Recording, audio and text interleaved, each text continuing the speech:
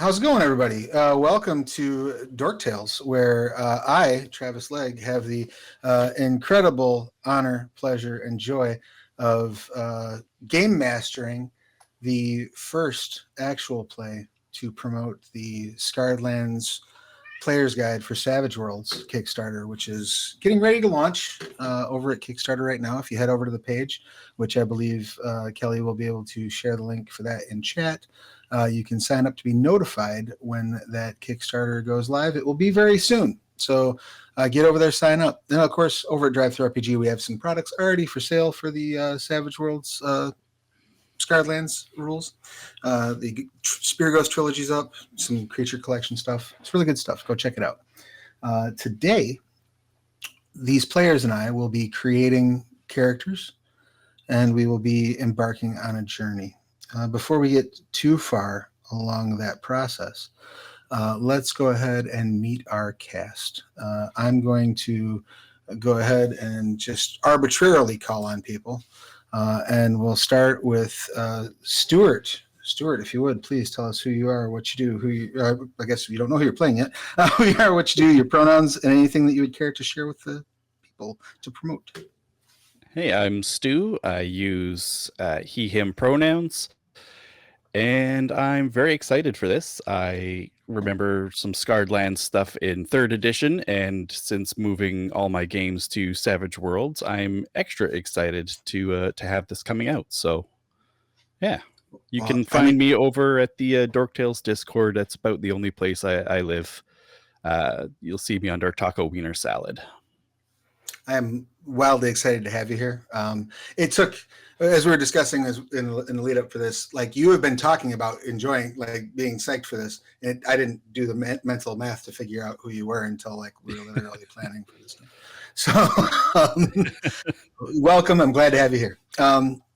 Next up, if you would be so kind, Kal, please tell us who you are, what you do, your pronouns, and anything you'd care to promote. Hello, everybody.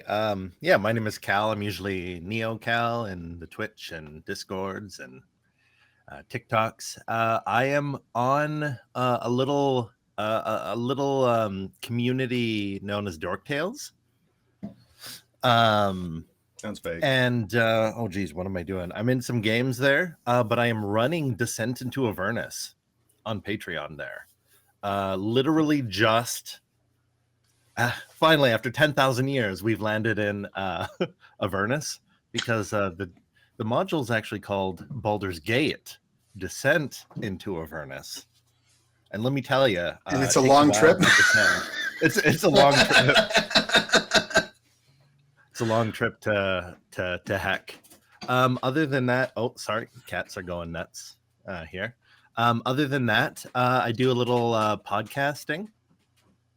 I have a finished Transformers podcast with interviews, reviews, and 151 episodes of that. It's called Too Much Energon.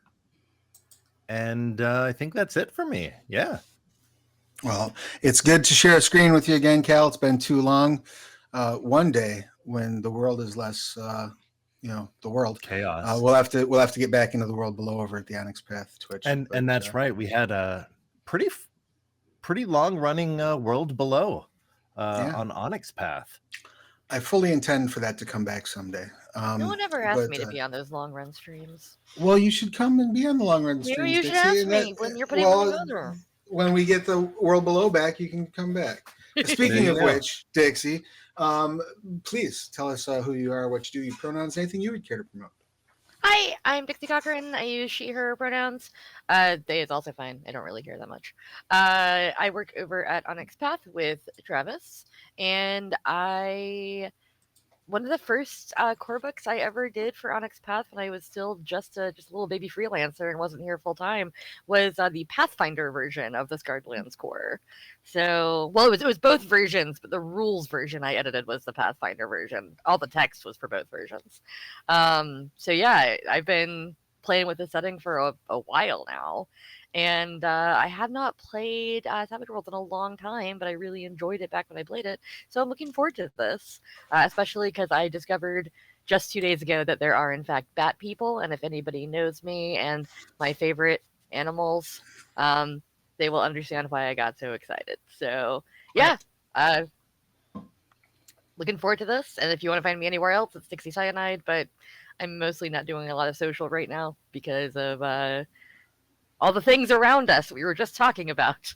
Because the world being the world. Something going on? Because the world we live in. I'm not posting a whole lot on social media right now. Yeah, I'm on just Discord and that's it. So I feel you. Yeah, that's mostly where I am. I'm really on social media mainly for work these days, but just a fun fact. I do believe, Dixie, that you played in the first actual play I ever ran on Twitch, which I think was that the first actual play you ever ran? I think it really was, yeah. If I recall properly. Was it Scarredlands? No, it was Aberrant. Oh, it was Aberrant. The Aberrant collateral damage, yeah. Yeah, I made a character called Liminal, and she had green hair and stuff. She was cool. Yeah, it was a fun time. So it's nice to have the first person I played with from Onyx Path on this stream. Thank God, you that was 7 years ago. I was still living in Delaware. That's crazy. It was a long time ago. Oh my God. And we have someone I've got quite a bit of experience with, and then someone I don't believe we've ever gotten the chance to share a screen. Natasha, is that accurate? This is our first time playing together. Yeah, I'm not sure. I don't know. Maybe through Extra Life or something, but we may have at one point. But either way, please tell everybody watching, also myself, who you are, what you do, your pronouns, and anything you'd care to promote. Hey there, I'm Natasha. My pronouns are she or any. You can find me here on Twitch at Natasha Tuskovich Designs, and elsewhere on the internet. I'm going to be doing a lot more roleplay stuff this month because I have a game that is in development as well right now. There's going to be more details about that coming out real soon. Yeah, I'm excited for this. It should be really fun. Sweet, that's awesome. And last but of course never least, our grand host, the captain of the ship, Kelly, please give us your pertinence. Grand host? That makes me sound like my beard should be way whiter than it is. Hello, everybody. It's me, Grandpappy Kelly here, telling you to go take a look at this Scarredlands thing that is coming out. There's like a player's guide that's coming out soon on Kickstarter.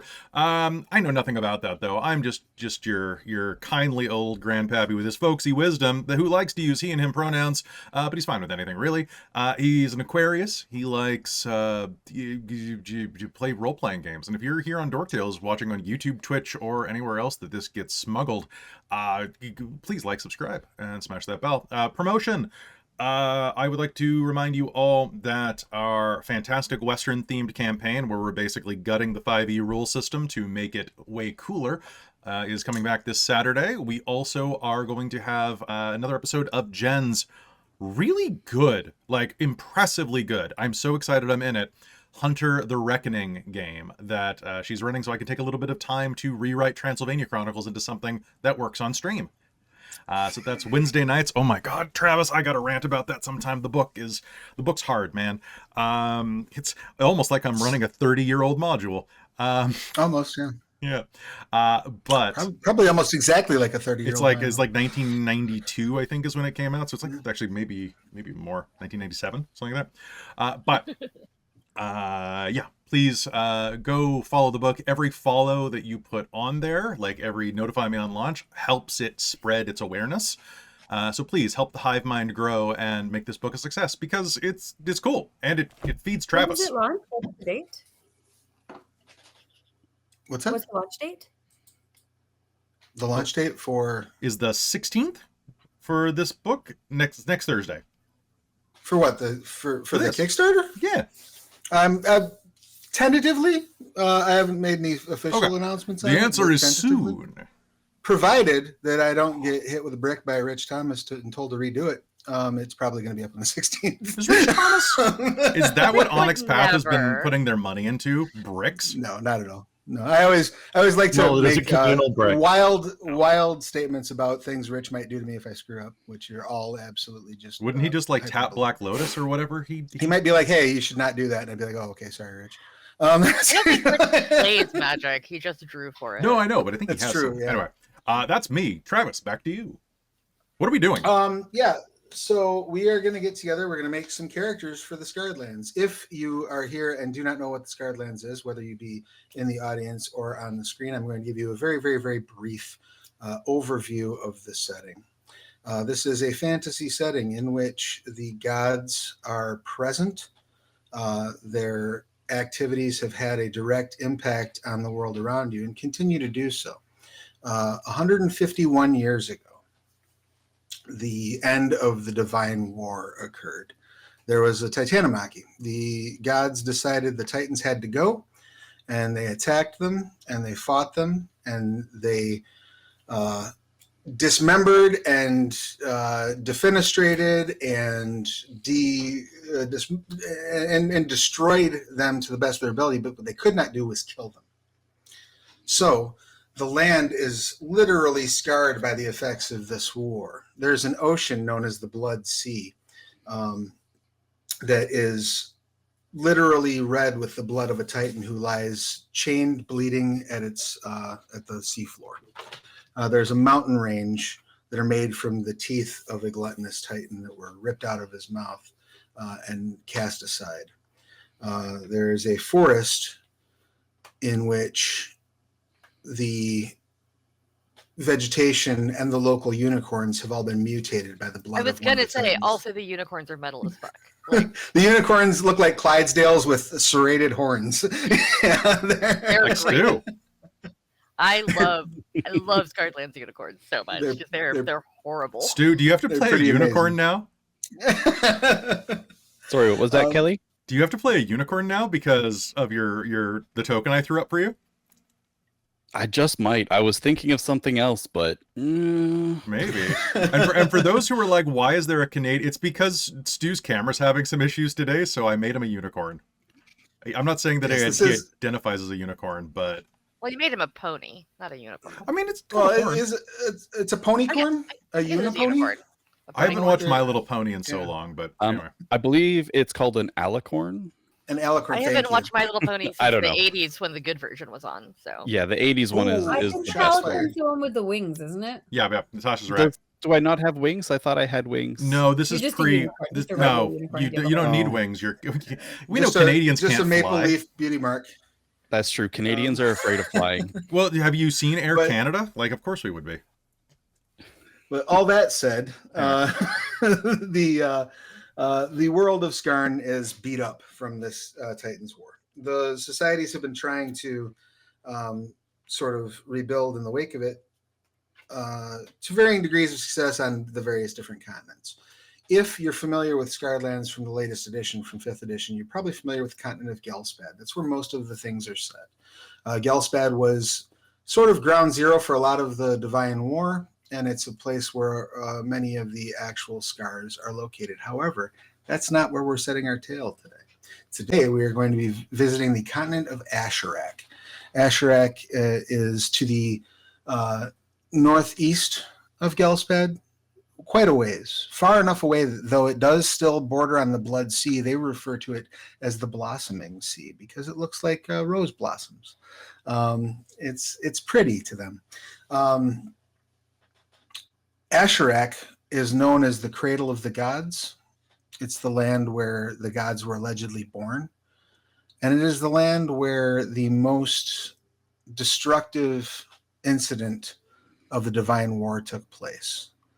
A happenstance that the locals refer to as the Calamity, where the Titans attacked the gods and caused a great flash of energy to wash over this once verdant, beautiful continent, turning it into a largely desert wasteland, breaking literal pieces off of the continent that became islands, killing the majority of the people on Asherak. Those who survive there now are the descendant of extremely resilient people or very, very lucky folks. And that's where we're going to set our tale. Now, that doesn't necessarily mean that all of our characters are going to be from Asherak. We will figure out the exact specifics of who you are and how you came together as we build our characters. But our story will be taking place mostly in a desert. There will be a little bit of coastal involvement. Particularly, you'll be near one of the bays that leads to the Desert of On, the Cradle of the Gods, as the locals call it. So that's where we are kicking things off. We are using the Savage Worlds rules. Character creation is pretty straightforward, so I think we should be able to handle that in enough time that maybe, if we're very lucky, we'll be able to get a little bit of a scene together to go over systems.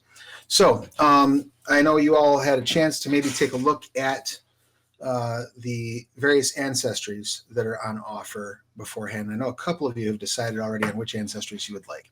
There's a couple different ways you can start with character creation. We're going to start with ancestries today, just because it's the easiest way, I think, to tackle it. I do want to double check, because we are using Roll20, because there is official Savage World support for it. Was everybody able to create a character sheet in Roll20 and make the adjustments that I suggested in our Discord chat? I Nay. have not had time to do that. I'm the only one who got their homework done. I'm Excellent. not very familiar with Roll20, so if someone could walk me through, like, literally, how do I start a character sheet? No That problem. sounds All right. great. So while you were That's kinda there where I'm at, in too. while you're there in Roll20, if you go over to the your right side of the screen, you'll see there's a chat area. There are, across the top, a few icons. You'll see like a pair of talk bubbles. That's your chat icon. There's like a little painter palette. That's an art library.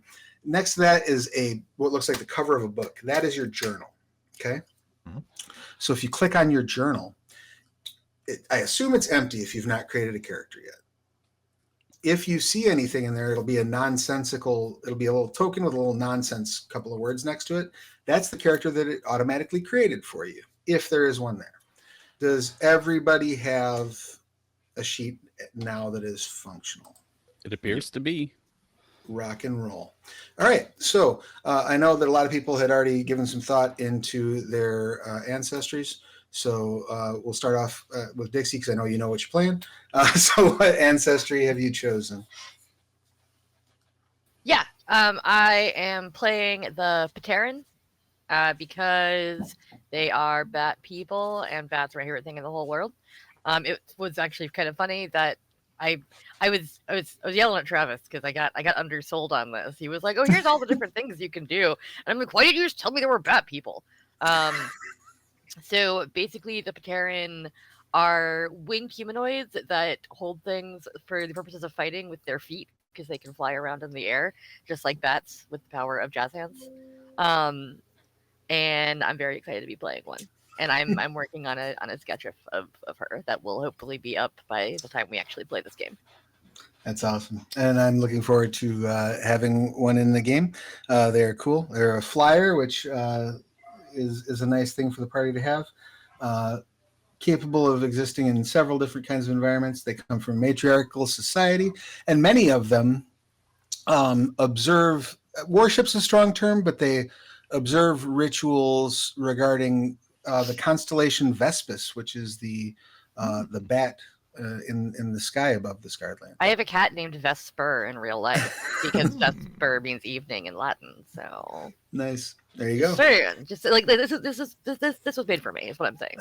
I've got so much bat stuff around my house at any given time. So wonderful. And the thing that you will want to note, I'm sure you can see on the ancestries, if you go onto your sheet, you'll see there's an area that has special abilities. Yeah. Right. So you'll have hindrances, edges, advances, special abilities. You can hit the little green plus sign to add a special ability. And then what I will generally do is I'll just copy the text of the name and put that on the title line for the special ability. And then in the description, copy the description straight over. And for the reason I do that is twofold. One, just so you have it easily accessible.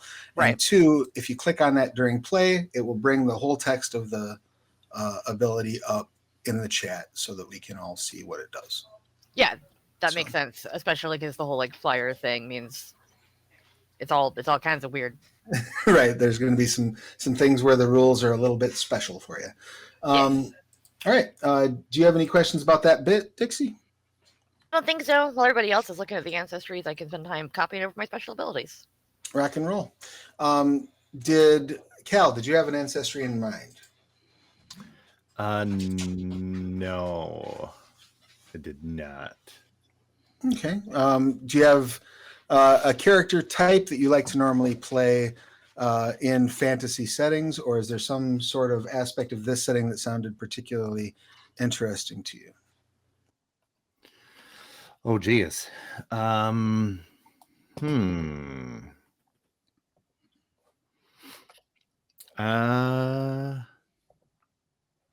Is there like a grappler or barbarian or like friendly? Sure. There's a couple of. You're looking for something Friendly that's nomad. more of like a. Be a kobold. What are you doing? You can be a kobold, Cal. You're looking for something that's like a larger build that's more stocky kind of thing? Yeah. Well, you have a few options. There are minotaurs. Okay. Minotaurs in Those this are setting. kind of cool. Yeah, they were created by the Titan Denev, who is the one Titan who sided with the gods during the Divine War. She's the Earth Mother. And she created the Minotaurs specifically for the purpose of healing the damage that the Divine War did. They're sort of driven to try to find ways to heal the land, to improve the station of people, and to make sure that Denev's slumber is not disturbed. At the end of the Divine War, while the gods still walk around, Denev was like, this place is fucked up, and went to sleep inside the planet to try to start fixing the damage that took place. Cal could So- also be a scrag. The Scrags are also an option. Scrags if are you wanna weird. go- I love them. Which ones were those? So Scrags are effectively water trolls that were created by the Titan Kadum, cool as and they fought for Kadum during the Divine War. And then when they lost the Divine War, they were like, well, crap, now what? And so they're sort of they're kind of on their back feet a little bit as a people, trying to figure out where they fit into this new world. Some of them are still Titan worshippers. Some of them have tried to put that behind them. So that is an option. And They're also they, like 8 feet tall and weigh several hundred pounds, and they're just like And big old boys. and very lanky and have very long arms, and and they do heal fast. And what's the deal with kobolds? Oh, kobolds! So kobolds in the Yeah. Skylands are extra fun. They are descended from dragons, and they know it. They are Feels like an Indigenous to- LMFAO song. they're indigenous to an area called the Dragonlands. So when the Divine War happened, the true dragons all just sort of pulled together and moved to this one archipelago, and were like, we're just staying out of it. And they magically shielded their place, and they preserved their culture. So the kobolds have served as kind of they're almost like a scholar caste within the Dragonlands. They tend to be highly intelligent. They tend to be very interested in magic and lore, and they tend to be a little cocky because, as far as they are concerned, they are dragon-blooded creatures and will be treated accordingly. They are still, however, we. So Yeah, I always imagine them, if anybody's played Divinity Original Sin 2, of having the same attitude as like the Red Prince, where he's like, I'm clearly better than all of you. Like, what? Excuse me. But they're little guys, and so it's extra cute. exactly. I'm always a big fan of the tiny tough guy. Yeah, that's a great archetype. That is They're another like option. high elves, but they're short. They're low elves. Short Yes. kings. They're low elves. I like the idea of a minotaur. Okay, excellent. I like And the there healing are- the land vibe they got. Beautiful. And there are two types of minotaurs. It's the differences between them, because they're one of the younger ancestries. The differences between them aren't much. They still share most of the cultural touchstones together. The biggest differences are physical. So your Highland Minotaurs tend to be a bit bigger and stockier, but they have shorter horns. A resistance to cold because they're used to being up on mountains. Lowland Minotaurs are not resistant to cold, and they have much larger horns, giving them like a gore attack. The other thing that Minotaurs can do that you might find very interesting is you have Denev gifted the Minotaurs with a labyrinth, and the labyrinth is effectively a mindscape you can send your enemies into, which manifests in the system as the confusion power. So like you just wiggle your nose at somebody that makes you mad, and they think they're stuck in a labyrinth until they beat the power or you let them out. Until they manifest a golden fleece to Right, help exactly. guide them out. Yeah, I like the Highland, all right. the Highland ones. Excellent. Just to make sure I'm not holding back any communication, be aware you will be traveling through a desert, so you're probably going to be uncomfortable. You don't have any weaknesses against heat, but just so you know, that's not your it's not your environment. But that said, I'll have to get somebody to shear my character. There you go. Exactly. Go do a sweet mohawk that goes from here like all the way hit all the way barbershop. back. Yeah. All right. So yeah, if you can copy over the Highland Minotaur special abilities the same way I explained to Dixie, that would be great. Stuart, do you have an ancestry in mind that you wanted to play? Well, there was a couple that I thought of. Originally, I was thinking Ubuntu. Okay. Because they are from Ashcrack, and that's right. where they're locals, yeah, for sure. So that was easy to justify. However, now I'm kind of thinking I might want to do Slytherin, which are the rat people. Slytherin are the rat folk, yeah. Which always confuses people. Yeah. It does, because the Asathi are the snake people. For the record, yeah. Guardlands came out with Slytherin as rat people way before that woman ever wrote a book. That's true. That's okay. The mold's taking care of her slowly but surely. We're taking it back, Joanne. What do you think about that? She doesn't think much these days. Don't worry. Fair enough. Yeah, I mean, I would be cool with either one. I absolutely would love it if somebody played a native Asheraki, but you can also be a Slytherin who is a native Asheraki. You would very much be have to be a young one, because the Slytherin are also a new people. They were created by the Titan Churn during the Divine War to sort of spread diseases. And after the Divine War, they basically forked as a people. A group of them decided to remain Titan worshippers and sort of broke off into their own sort of tribes that have been shunned by the rest of Slytherin society. And the majority of them are what's called redeemed. These are the peoples who fought alongside the Titans during the Divine War, but afterward were like, right, we surrender. We're going to worship the gods. Are bad. And that's what most of the Slytherin fall under. Slytherin are indigenous to Gelspad, but after the Divine War ended, many of them did start moving to other continents to try to strike out new lives. So, I mean, I could also be a desert bat.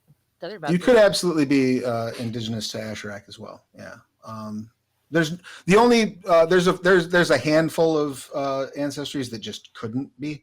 The principal among them would be Howl Legionnaires, because they come from a very specific place on Gelspad. That makes sense. Yeah, and Forsaken elves, because they are very, very much from Termana. But yeah, that was a very long way of me explaining those things. The other ancestry you mentioned was the Ibantu, which are they're humanoid nomads that are indigenous to Asherak. They're people who survived the calamity, and so they're very hardy and very very good at desert survival. They're also a little bit insular and don't like outsiders.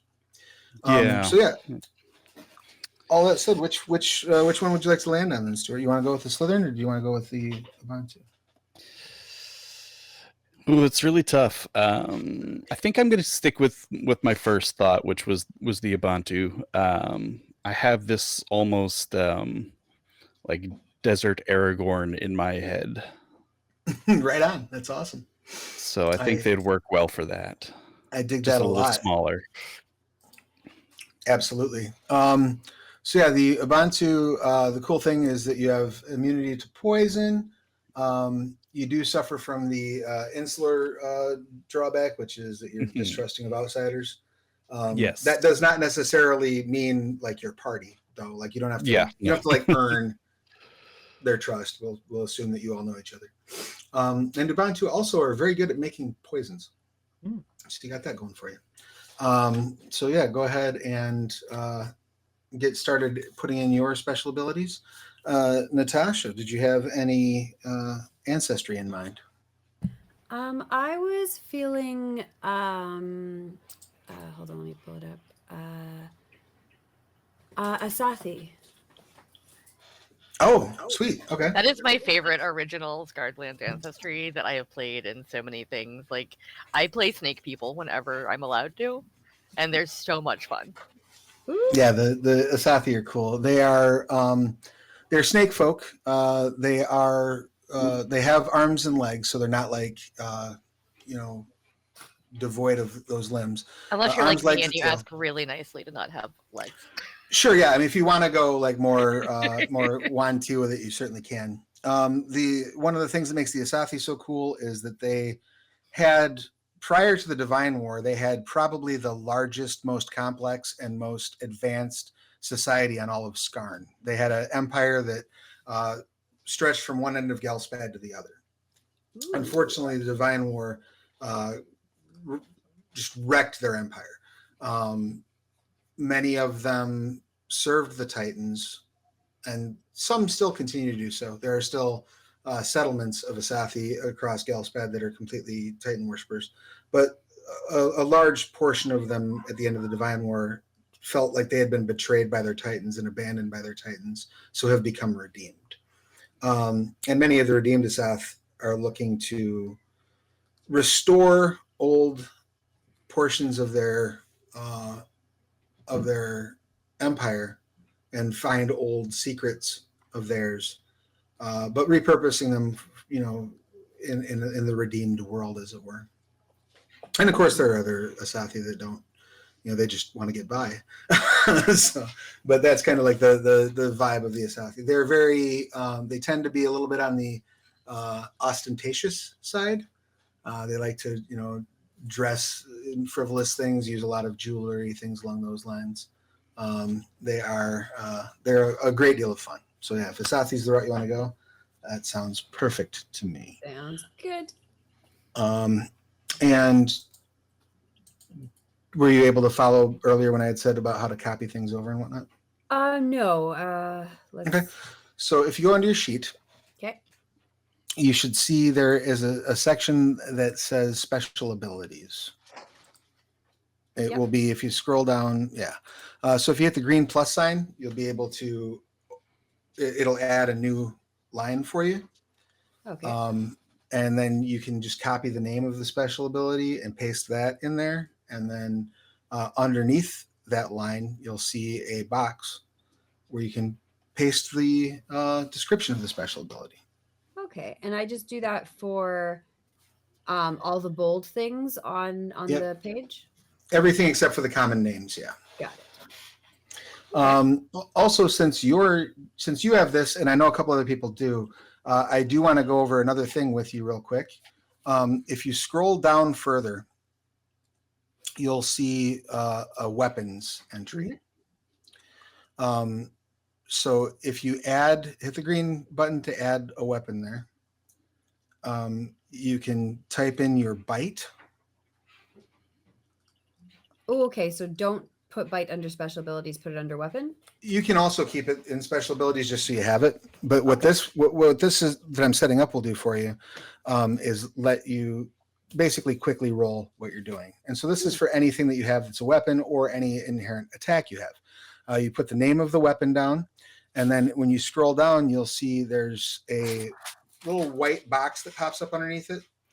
and you have the things you want to worry about are where it says button behavior. Okay, You'll click that and you'll select the attack plus damage from the drop down. got it. The skill drop down, you will put fighting because bites are fighting. And then for your damage, it'll be strength plus 1d4. Okay.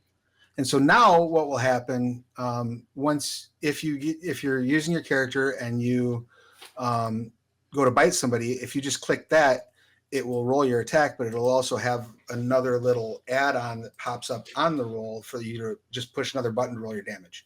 Ooh, okay. So it auto-calculates all that stuff for you. So that's a handy little thing to save labor and time. Most excellent. So yeah, go ahead and get all that stuff popped in. And then we've got Kelly. What ancestry have you? I'm going with the Hollow Legionnaires, man. Like Beautiful. They've got cool art. And do you want to tell us a little bit about these wild living armor ghosts? Yes. So the Hollow Legionnaires are arguably the youngest ancestry in the Scarred Lands. What had happened, you see, Corian the Avenger, the lawful good god, one might say, of justice and righteous, paladinry, took some of his most faithful servants and put their bodies in suspended animation and put their souls inside of suits of plate mail armor that he then enchanted. And these became his Hollow Knights. And they fought along his side during the Divine War, and they were the greatest fighting force that was deployed. They were so talented, in fact, that the god Vangal, the Destroyer, the Ravager, god of destruction, got jealous of them and destroyed their bodies, so that when Corian went to put them back in their bodies at the end of the Divine War, there were no bodies to put them back in. These people were distraught. They were heartbroken because they couldn't have families. They couldn't move on with life. So as a way of sort of making up for their loss, Corian gifted them with an area called the Gleaming Valley, which is sort of the only part of Gelspad that didn't get beat up during the Divine War, and gave them these metallic spires that would bring in the souls of people who either died heroically or died with business left to finish, and it would filter them into these enchanted suits of armor. So these could become sort of the children for the Hollow Knights. And those are the Hollow Legionnaires. So the type of person that you were sort of helps determine which spire you are filtered through, and that helps determine things about your personality.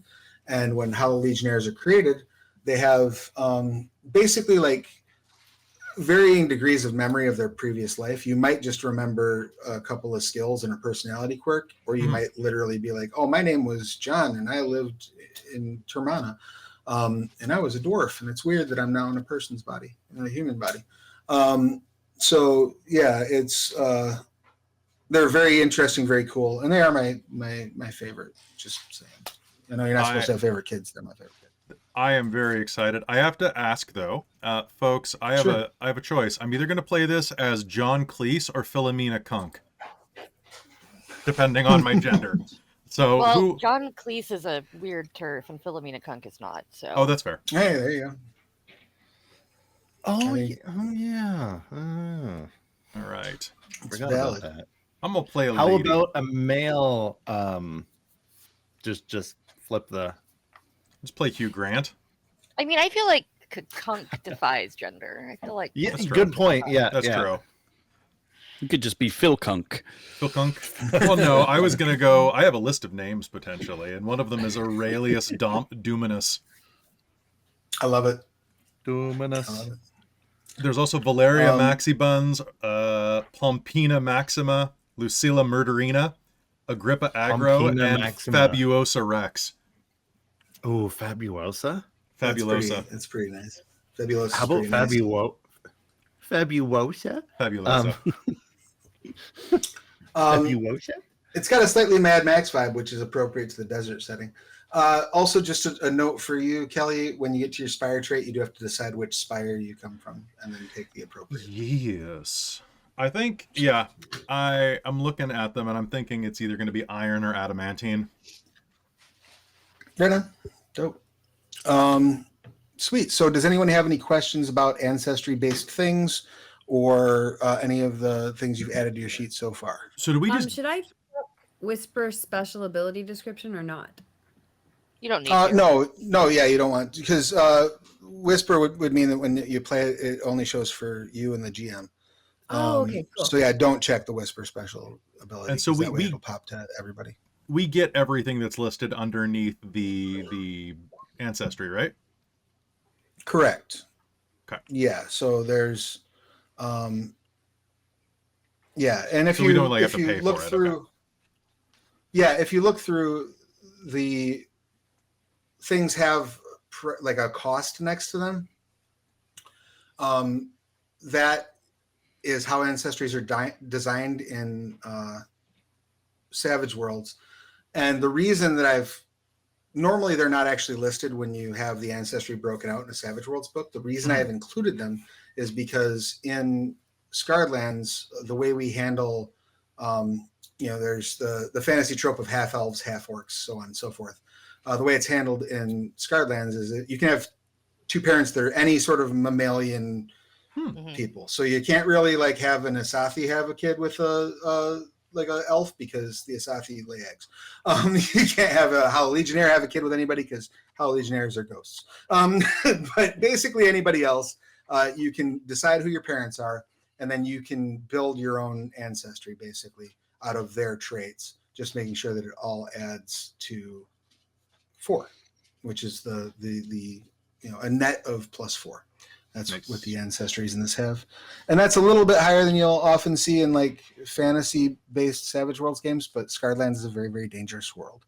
So we're giving people a little bit of extra oomph to their characters. Speaking of other things that give you extra oomph, you also will all begin with a cultural package. You should have a sheet that I sent you all with the cultural packages on them. Each cultural package will provide you with a couple benefits and a couple drawbacks. Generally speaking, it's going to be a die and a skill and an edge for your benefits, and then a minor hindrance and a major hindrance for your drawbacks. That's usually what it is. Sometimes it's a little different. Have any of you had a chance to look at any of the culture packages? I did go through it quickly. Because at first I kind of forgot it existed, and then I was like, "Oh yeah, there's another thing I can look at." Sure. Obviously, one that fits well for what I have in mind is the Desert Nomad, as that's very much Yes. what Ubantu are. But I haven't really looked beyond that so far. How does that work with a Hollow Legionnaire? Like, do I just pick one anyway? Yeah, you still have one. There will be I have not yet created it. There will probably be a Gleaming Valley specific one in the player's guide, I would assume, because I am going to do some that are just like regional. Okay. That said, though, Soldier is always good. I was looking at that or Holofastian Doctor just to be weird. I was totally feeling Holofastian Doctor. Then you take that, I'll take Soldier. Holofastian Doctors are cool. Holofaust is a city in Gelspad that they use necromancy as civil works. So your garbage man is a zombie. Your whoever's laying down like pavement for the road is a skeleton. Their standing army is all undead. And they just kind of go about their business otherwise. Pretty practical. Yeah, exactly. It's practical necromancy. They see it as these are parts now. Like the person's spirit, you do your funerary rites and you care for the person's spirit, but once that spirit has been sent to the gods, It's now just this a is waste just otherwise. yeah. Now we can just use it. It's just material. So that's a fun little twist on that. The other one that's interesting that would make sense for Hollow Legionnaires especially, but anybody could take, is Minister of the Adamantine Church, which basically means that you are effectively a follower of Corian with especially devout worship. You because you are so devout, your attacks are blessed, basically. Oh. But the downside is you have to swear a vow to uphold the tenets of Corian. And there will, of course, be these for all of the divine victors and probably many of the demigods as well in the final player's guide. One thing I'm noticing that I quite like is the laborer. I enjoy that you get the, as a drawback, you get the obligation hindrance. You can get time away for adventuring, but you have to find someone to cover your shift. I really, I really like, oh man, I'd love to go adventuring with you guys, but I just got to find someone to cover my shift that day. Well, you're supposed to be here. Precisely. Where do we put these? So you don't actually need to put the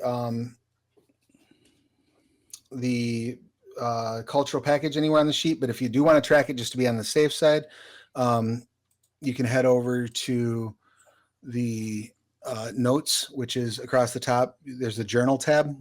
So next to the hammer and wrench, there's that thing that looks like a sheet of paper. You can click on that and then just put it in notes.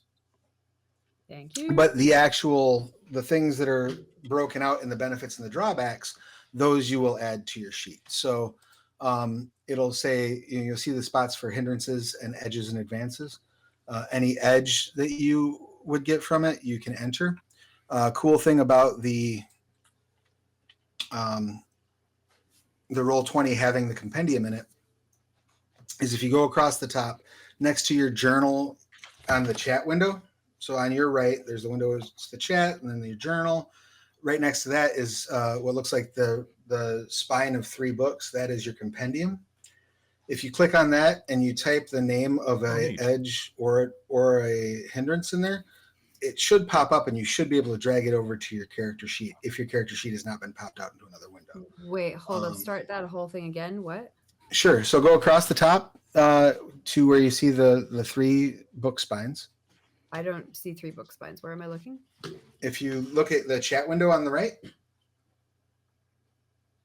and you go all the way to the top of that, you should have. I see it. Yeah, I see it. Yep. So you click on that, and the little search bar will pop up. Okay. And so let's say we're going to go with a laborer. Let's say you're playing a laborer. If you type in brute, that's the name of the edge that you get for free, and hit enter, the brute edge pops up under edges. So you can take that and drag it onto your sheet, and then bang, you have the brute edge. That is really cool. There are a few edges and hindrances that are not in the compendium that you will have to manually enter, but that'll get you there 90% of the space. The other thing is for your skills, as this will come up soon anyway, so might as well go over it. If you look over by your skills, you'll see there is the hammer and wrench next to skills. You'll click on that. Any skill that you're taking that's not one of the core skills that's already on your sheet, you have to hit the click on it to turn the red X into a green check mark to get your first die in that skill. If it's a skill that you already have, such as in the laborer, you have athletics, that's a core skill everybody starts with. You can just kick it up to a D6 by hovering over where the dice are and then clicking the 6-sided die instead of the 4-sided die. And it should change to a D6. That makes sense to everybody? For my one, am I trying to find morbid hindrance? Is that a thing I'm trying to find? Yeah, so you type morbid in there. If morbid, I don't think actually is in this book. So okay, yeah, in the books online, so you would have to type it in manually. Okay, is there anything else where do I put it in if I'm doing it manually? Oh, so actually you can go in and you can type quirk under hindrance, because morbid is just the descriptor of the quirk hindrance. Okay.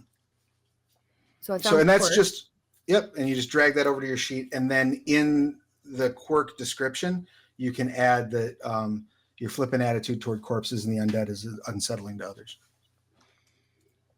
See what I'm saying? So like you drag it over there, and it'll explain the quirk hindrance. Do I just drop it anywhere? Yeah, if you drop it by the hindrances or whatever, but as long as it's on your sheet, it should be fine. Oh, okay, yeah, it popped up. Okay, and then in that description of it, you'll want to pop because you should just see it'll just say quirk, and there'll be the little chat Add next the to where it details. says quirk. Yep, you can hit the there's a little, if you hover over it, there's a little gear next to where it says minor, Oh, yeah. and you click that gear and that opens up Oh, the okay, I description can box. edit it. And that's where you can add in the text about your flippant attitude toward Beautiful. corpses. Is the enemy thing a separate part of this? Yes. So enemy is a different hindrance. Okay. Yep. And you just want to change that to major when you drag it over. I That got specific enemy's unlikely to come into play in this game, so you got off lucky there.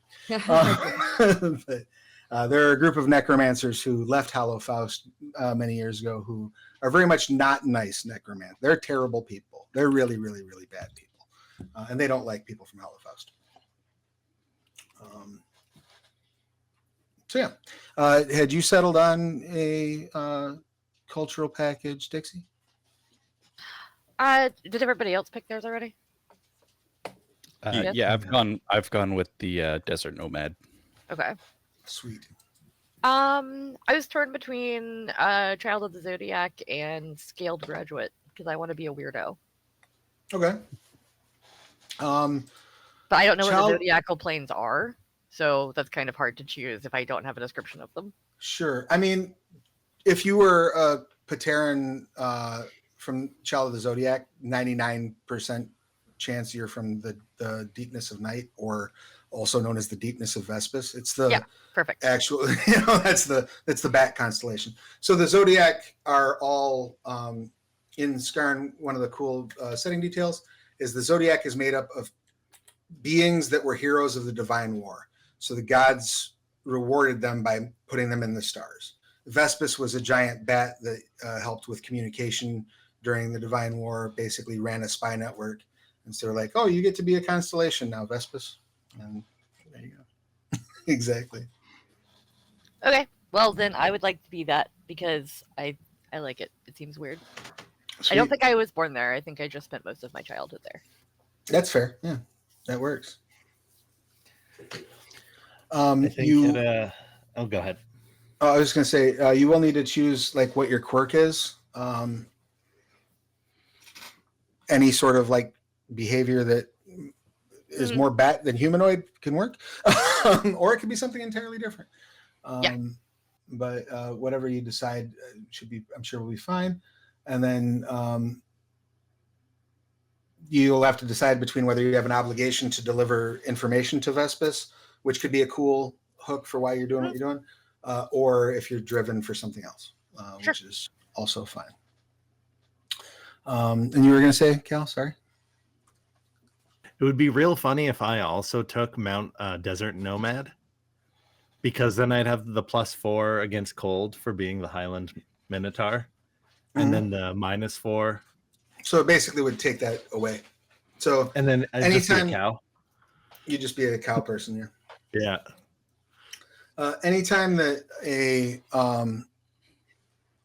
so you apply your ancestry traits first, and then you apply your cultural package traits.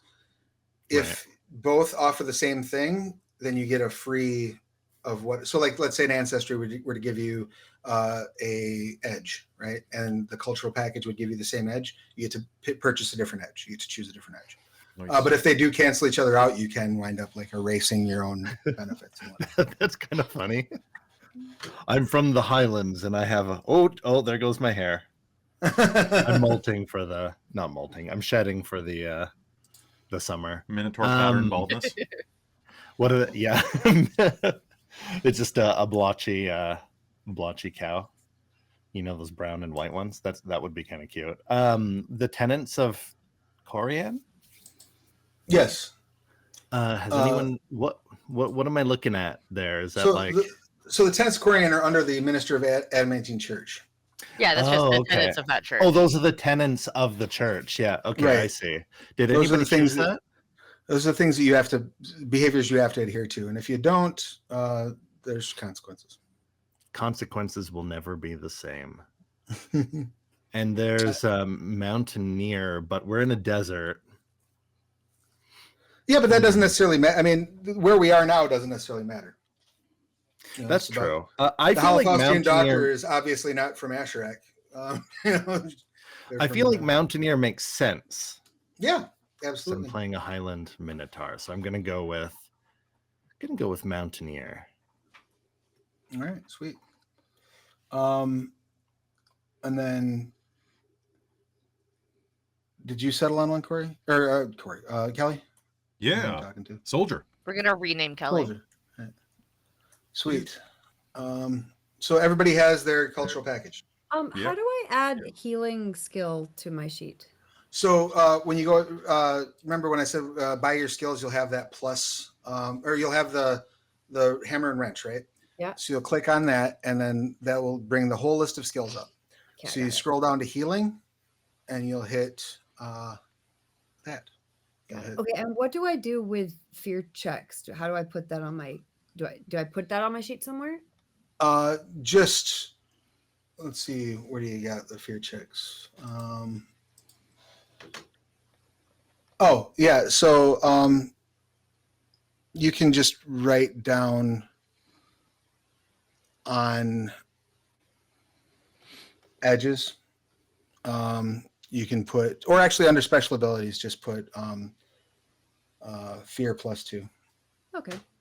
and then put undead in parentheses, because it's only when you're dealing with the undead. Got it.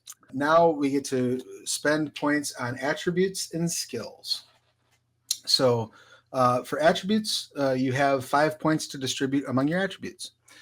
You distribute those points by simply, you'll note on your sheet, the D4 is currently filled in for all of your attributes. You may spend 1 point to increase one attribute by one die type. So to take your vigor from D4 to D6 is 1 point. You have 5 points to spend. Spend as you will. The thing you need to be aware of most importantly about attributes is if you have skills that are linked to that attribute, going above the attribute die type is expensive. You need to know that vigor is used for resisting damage and fatigue, and spirit is used for resisting fear, but also for becoming unshaken. If you get damaged in Savage Worlds, the first result of a damage is generally that you're shaken. Basically, it unnerves you, and you have to make a successful spirit roll or spend a Benny to get out of being shaken. All right. So we got 5 of those, and we don't start with anything in those, right? Like besides the D4. You start with a D4 and everything. All right. So everybody has their base D4, and you may not take anything above a D12 unless you have a ancestral ability that lets you do so, or a cultural package ability that lets you do so. All What right. did you say was the physical resistance one? Vigor? Vigor, yeah. All right. We only got 5, so that's 1, 2, 3, 4. All right, mine's spent. All right, rock and roll. Do we get more Um, later, or is this pretty much? This is pretty much it. Now you will get opportunities. You can buy them once you take hindrances if you choose to take hindrances.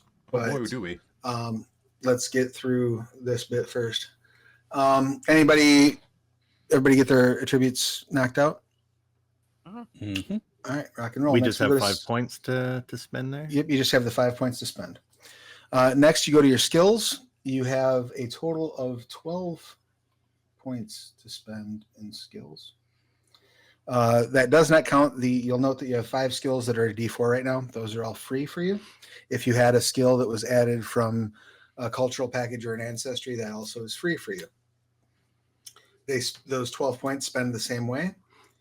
However, when you're adding a skill, if that skill's linked attribute, if you want to take the skill higher than the attribute that it's connected to, it costs 2 points per step. And what are the? So, for example, Sorry, go ahead. for example, if you have fighting, fighting is attached to your agility. So if you have the fighting skill at D6 and agility at D6, that's fine. That's not an increased cost. But once you raise fighting to D8, then it becomes 2 points per die. And if you look at the skill, once you've added the skill to your sheet, if you click on the little gear next to the skill, oh no, I'm sorry. Just when you add the sheet, it should have in parentheses, there should be an abbreviation that tells you which attribute it's connected to. Correct. One of the skills is native language. In the write-up for my culture, it says that we have our own language. Do I get that for Yes. free? Yep. So you start with native language, Okay. and that starts at a D8 for everybody. You can raise it if you want to, but also you will want to go ahead onto your skills. You'll at the bottom of the list, you'll see knowledge/other. You want to check that because what that does is allow you to add custom skills. Because of the way languages work in Scarred Lands, we have the multiple languages setting rule in play. So you will get to select a number of additional languages besides your native language, equal to half your smarts die rounded up. Okay. Rounded up. And if you got that thing I sent you, the appendix that I put in the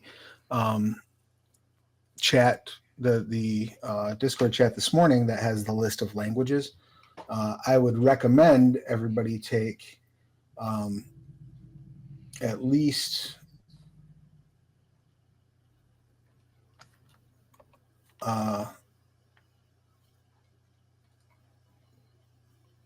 probably at least a Bantu.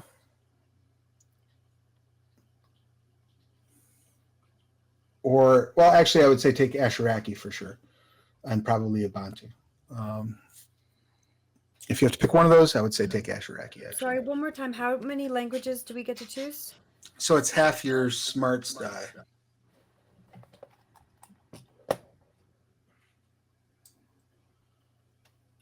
And that includes our native language? No, your native language is free. It's additional languages equal to half your smarts die. Hey Raiders, how's it going? Thanks for coming on in. We are building characters for Commodore. the Savage Worlds Scarred Lands. If you want to throw the link in the chat, Kelly, I would be obliged. You're saying, Natasha, sir? If my smart die is 6, I take 3 additional languages? Yep, that's correct.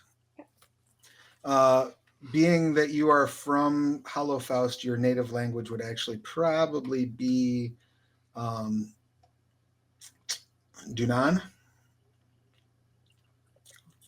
And I would recommend taking Lydian because that's the common language on Gelspad.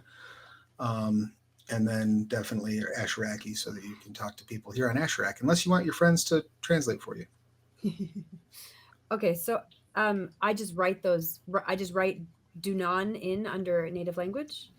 So, no, so what you do, you don't even need to write that in under. Well, I mean, you can write it in the. There's like a little. If you hit the gear. Yeah. I think there's a little line underneath it where you can write that. Okay. Yeah, you don't. Where it says edges, hindrances for modifier, just write Dunan in there and just don't put a number on it. Because I don't think you can change the actual skill entry. But then when you're adding, if you've added the knowledge other at the bottom, when you come out of the hammer and wrench, you should have a green plus sign at the bottom of your skill list, and that's where you can add your secondary languages. Okay. Does that make sense? Okay, so I just type it in. I just type the name of the language in under skill name. Yep. And those and your secondary languages are all at D6.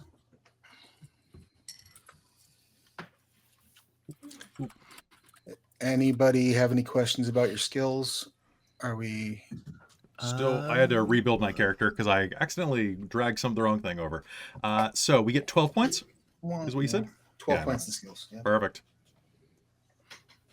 So, boop, get that. What are good? What languages should I take if I get 2 more? I would definitely make sure you have Asheraki. I would definitely make sure you know. Well, you could take Lydian as your native tongue because you're or Dunan. I would say make sure one of your native tongue is either Dunan or Lydian, and then your other is Lydian. Lydian. Ledean. L-E-A-N. There we go. And Asheraki is A-S-H-E-R-A. AKI. 2 A's, right? ASHERAKI.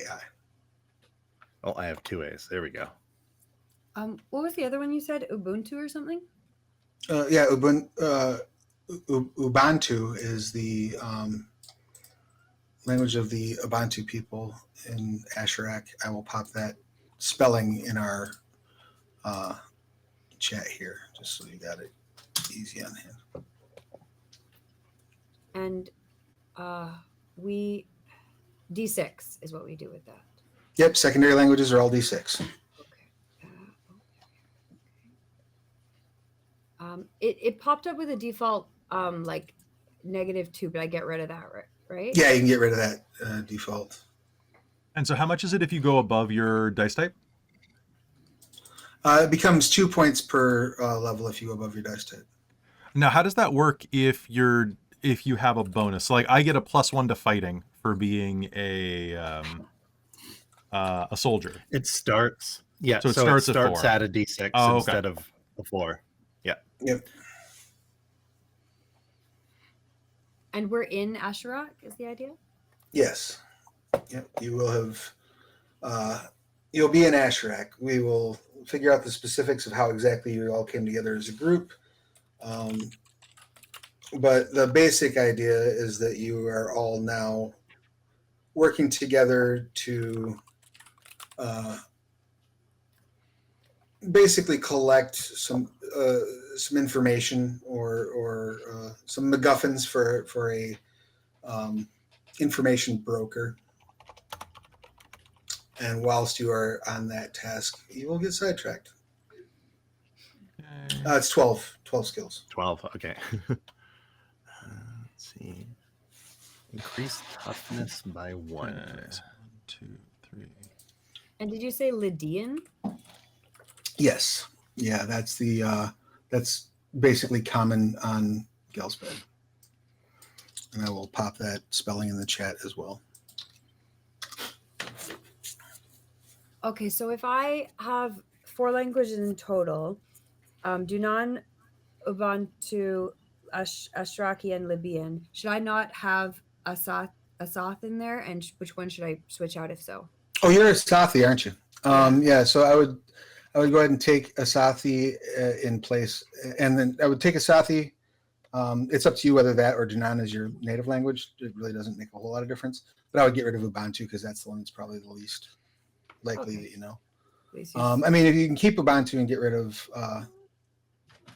well, no, you get rid of, yeah, no. I mean, you could keep Ubuntu and get rid of Lydian, I guess, but chances are good that you would just know Lydian being on Gelsped. Or being from Gelsped, I should say. Okay, can I keep, can I get rid of Dunan? Yeah, you get rid of Dunan. That'd be fine. Well, I mean, you could, yeah. That's the predominant language in Holofaust, but you can get by living in Holofaust. You can grow up your whole life in Holofaust and never actually have to speak Dunan because people speak Lydian there. Nice. Okay. Okay. What's the fighty skill? Is that battle? Fighting? Called fighting. Fighting. Yeah, fighting is the fighting skill. Battle is ordering troops around. Oh, battle's Okay. like knowledge of. Okay. Yeah, the battle is like if tactics and there's a whole mass battles rule set in Savage Worlds, so battle is what you roll for that. And what is the so? Should I- What qualifies as a core skill? The When core something- skills are the 5 skills that you start Okay, with. the 5. They're athletics. if you click the Oh. yeah, so athletics, common knowledge, notice, stealth, and persuasion are the base ones. Okay. So to You buy have a a question, new Tasha? skill Sorry. is 1 point, and then to up the dice is another point. Yes. Okay. Unless you're taking it above what the attribute that it's connected to is, in which case it becomes 2 points. Okay. And it So will if you have a tell me what D6 in attribute- smarts and you want to raise occult to D6, it's 1 point for D4, 1 point for D6, but it's 2 points for D8. Okay, got it. And and I think Cal covered this, but if you have a +1 in something, it doesn't matter until you kick up the die type above it. Like if you have an ability that makes your skill a D4 +1 or whatever, it still only counts as 1 point to buy it at D6, even though your tribute's not a D6 +1. Okay. Dixie, how are you doing on skills? I think I'm doing okay. All right, rock and roll. Just so you know, flying is maneuvered with athletics. So. Yeah, I raised that to a D6 just for that. Sweet. So that said, I'm putting points into like occulty stuff. Okay. Is there like a spell list somewhere I should be aware of? Because I don't know how to. So if you want to learn how to actually use spells, you have to take a arcane background edge, which is fine. You certainly can do. You'll need to take a hindrance to pay for it, but that's workable. So then which one you take will determine what your spellcasting ability, what your arcane ability is. So if you want to be something that's more like wizardy, you could take arcane background magic, and that would be off of the spellcasting ability. If you wanted to be something that's more of a cleric, psionics. Okay. Psionics, yeah. So you need to take the arcane background psionics. Okay. And then you can, if you go in to the side to that compendium. Yeah, I'm looking at it already. Yeah. And you just go to powers. Mm-hmm. It should bring up a list of powers. Let's see where we're at here. Chapter 5 powers. If you click on that, it should bring up the text, and then it will give you like what the arcane background psionics gives you. So your skill is psionics, your starting powers is 3, and your power points is 10.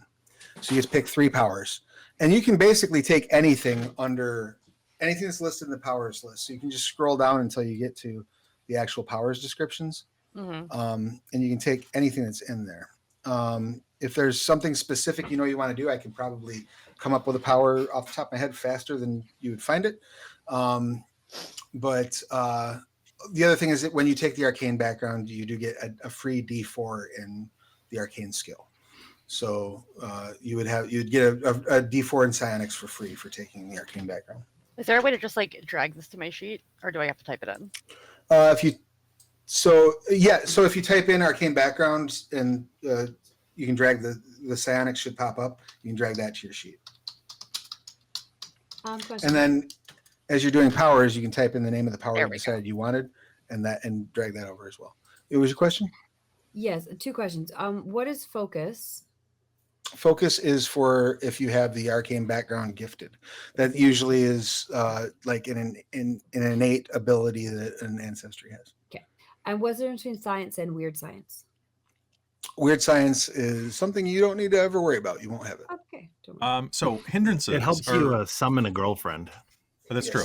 That's true. It's the arcane ability for. Well, if you're like an artificer type, you could use weird science as a. Are we going to go through hindrances and edges together, or are we just going to do that quickly by ourselves?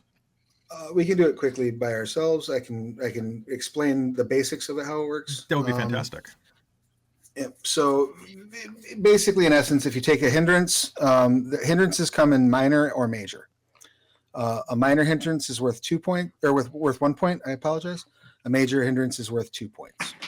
You can take a total of 4 points worth of hindrances.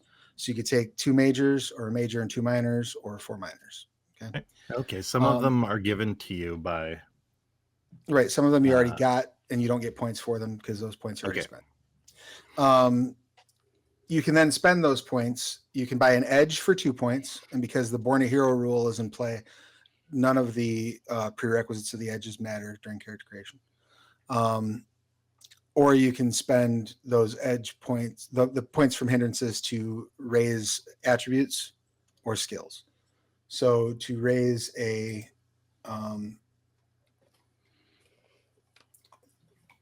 attribute costs 1, if I'm not mistaken. I think an attribute is 2 and a skill is 1.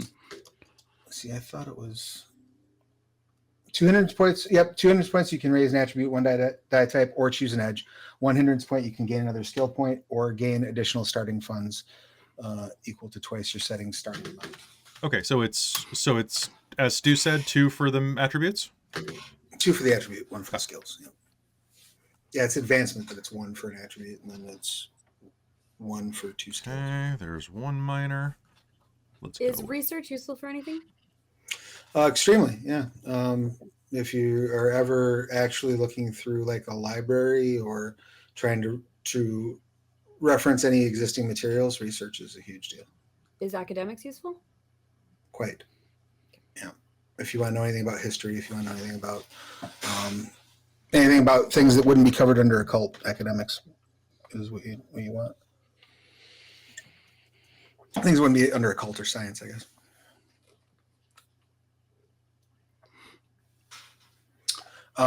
If you type in hindrances in the compendium, you should be able to click on the core rules thing that pops up, and all of the hindrances will be there. Again, if you type in the name of the hindrance, you can drag it over to your sheet. And we're just You using take 4 points. Sorry. Please. Oh, go ahead. You take Dix. up to 4 points in addition to ones that you get from your background? Yes. Okay. Yeah, the ones that you get from your background don't count. Okay, and then however many points of hindrances you can take, that's how many points of edges you can take. Well, it costs 2 points to buy an edge. So if Okay. if you have 4 points of hindrances, you can buy 2 edges theoretically. But yeah. Do we have any starting? Technically, you can take more hindrances, but you don't get any extra points for it. Do we Right, you're have welcome to load yourself up with a bunch of them. any starting edges? No, you don't get like free edges to Okay. start, other than what you got from your ancestry and cultural package. Okay, cool. Was not sure about that. Ooh. Oh. I need armor. If you're a human, you get to start with what? a free edge. Boo. They also start with 2 extra skill points. Humans. I don't know. Have you met humans? Human. Oh. Human. Human females. Okay, we can stop that right now. Yeah. No that's the last Ferengi one. in this chat.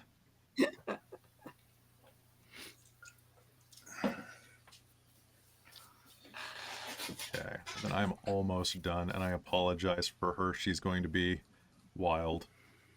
No worries. What were you looking at hindrances wise? Stubborn, quirk, can't swim, and big mouth. I also Nice. took can't swim. Yay! I figured also I'm took can't armor. swim. Oh my god, it's gonna be a water game. Hey, I'm the only one that can swim. Water Well- buffalo, go. To be fair, you're all in a desert, so it's not. Yeah, that's why I took it. It seemed like it wouldn't be a problem. But also, Alright. I feel like if somebody can't swim, it's a character who flies everywhere. Like, it would make sense I never That's- learned. That's valid. How do made you a choose map. hindrances? How do you choose Uh, hindrances? So if you go into the compendium and you type hindrances, you'll see 2 entries will pop up. You'll see the introduction one. Ignore that. Go down to the Suede core rules and you click that button. That will bring up the actual hindrances section of the book. You can then scroll down and you will run into a. Oh my God. Okay, hold on. That didn't open the way the thing should have opened. Go to the introduction instead. Good Lord. And click on hindrance summaries. Oh, I see. Who's sidekick? So then you have to scroll up a little bit because there's edge. It breaks down all the edges, and then it breaks down all the hindrances. You just Very gotta scroll up. attractive. Would this It's minotaur be an silly. outsider in this desert? You certainly could be. You're not just by virtue of being a minotaur. So how many hindrances do I take? You can get up to 4 points worth. So a minor hindrance costs 1 point or gives you 1 point, and a major hindrance gives you 2 points. Okay, hear me out. My character's impulsive, but I also took luck. Okay. I think that's very valid. It's a handy combination. Also, I took bad eyes as a major because I'm a freaking bat. That's fair. I can't Did see you very well. but I can So- hear really well. Did you wind up going with the arcane background psionics? I did. Okay, did you need help with ideas for powers, or do I'm you just know, gonna like, go what- through them. Okay, that's fine. If you type the name of the power in the chat, you should be able to drag it over. And if you recall earlier when I talked about making your weapons where you can basically the powers have the same thing. So when you drag the power over, you'll have a little button on the side that'll ask you basically if you want the roll to cast or whatever. I'm just going to grab a power so I'm not talking out of my tail while I'm explaining this. I think I'm mostly confused because a lot of them say like what is novice? I don't understand Oh, how this works. gotcha. Right. So with powers, your rank is novice right now. Starting characters Okay. are novice rank. So you can only take powers that are available to a novice rank. If they're if it says anything else under rank, you can't take it. The rank orders are novice, seasoned, Veteran. veteran, heroic, legendary, I believe is the order in which they go. So yeah, you can only take powers that are novice level at character creation. Okay, some of these don't have levels on them. Like I scrolled all the way down to like zombie power. It has nothing listed. It just says Oh, zombie power. really? Yeah. I think Let's see. zombie's the novice power. I thought zombie was novice. It doesn't say anything in the description. That's all I'm saying. Mm. That's weird that it doesn't. Like it might have just been Um, imported weird. Yeah, that wouldn't surprise me horribly if that was the case. Let's see, 1 second.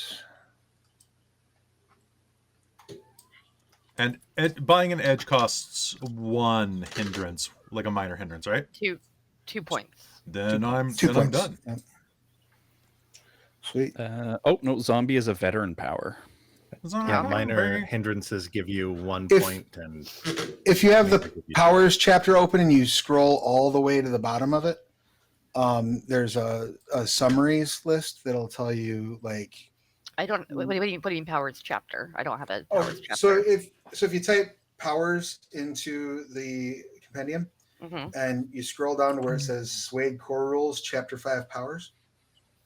Ah. Click on that. And then if you scroll all the way to the bottom of it, there's a list of powers that has like a 1 to 2 sentence summary of what the power does. It has the rank, the power points they cost, the range, the whole nine. Right? Got it. And then if you want a more detailed description, you can click on the power's name. Okay, and the like kind of arcane thing I have is just flavorful, correct? Okay. No, that's not correct. The trappings you mean, or what? Well, like psionics versus spellcasting. Well, they do manifest in different ways in the setting. So, for example, you won't be subject to Mazos' Bane because you're not using magic. Right, but I can still take all the powers. Is what I'm saying. There aren't any that are like blocked off from me. Right. The list of powers is the same. Yeah. Okay. Where it comes into play is like if somebody who's using a different arcane background than you tries to dispel something you're doing, they're at a penalty, and vice versa. And So, how, like, how many powers do I get?